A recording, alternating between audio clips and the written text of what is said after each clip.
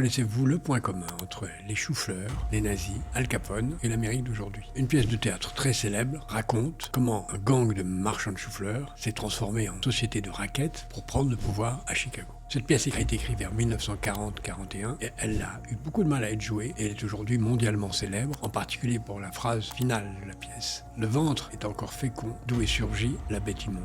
Cette pièce qui a été écrite en Amérique au début de la Seconde Guerre mondiale est en fait une transposition presque littérale de ce qui se passait alors en Allemagne, les personnages étant des copies de tous les personnages du nazisme et montraient ce qu'il appelle dans la pièce, et c'est d'ailleurs le titre de la pièce, la résistible ascension d'Arthur Louis, à savoir le fait qu'il était possible de l'arrêter avant la catastrophe. Bertolt Brecht voulait que les Américains comprennent ce qui est en train de se jouer en Europe, c'est-à-dire la prise de pouvoir par la peur, par l'assassinat, par la menace permanente. Cette pièce qui voulait alerter les Américains alors que la guerre commençait en Europe mais n'avait pas encore touché les États-Unis, est aussi une annonce de ce qu'il serait peut-être nécessaire de faire aujourd'hui. Peut-être faudrait-il aujourd'hui écrire une nouvelle pièce sur l'irrésistible ascension d'un autre Arthur Louis.